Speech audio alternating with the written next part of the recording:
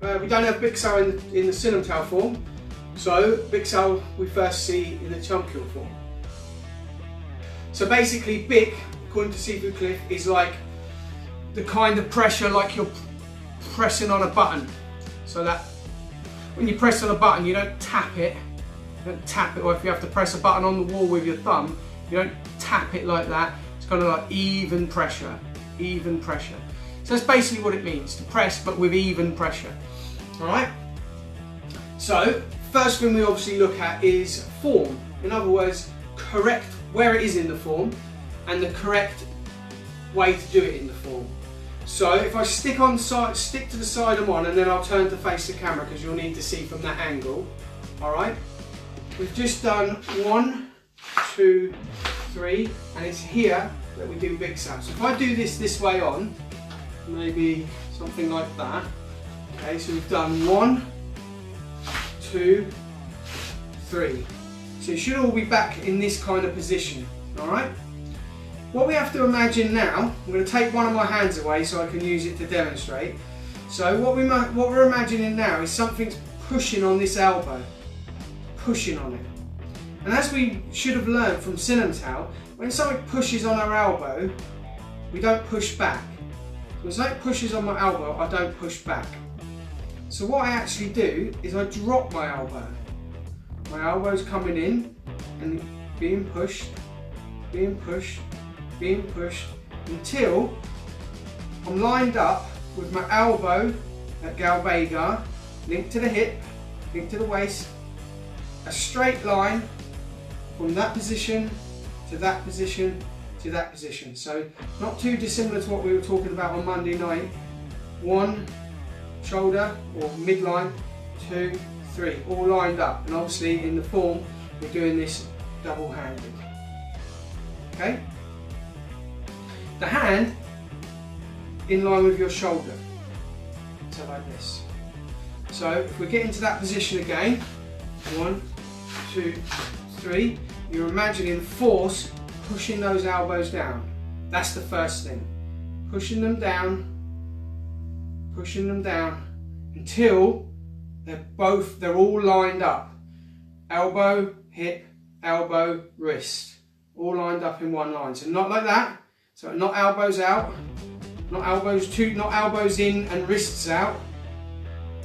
Elbows in, wrists on line. Okay? So that's the first thing. Understanding where the imaginary forces come in when we're training the form. So the imaginary force is pressing the elbows down.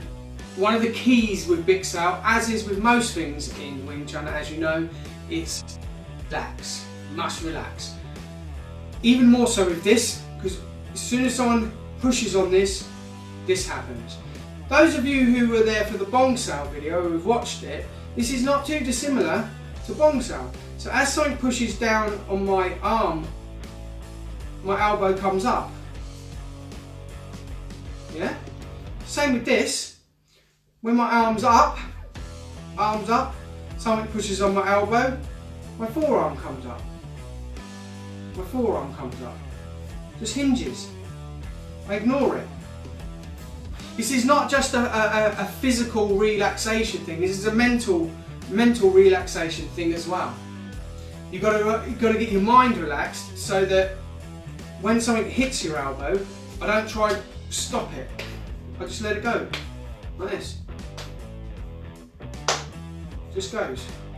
Quite hard. I'd sooner have someone doing this for me, but there you go, what you can do. Gau Bei Ga, boom. Right? That's a lot to fit in here, so I'll try and fit it all in. That's the first thing, number 1. Oh yes. Number 2, sorry.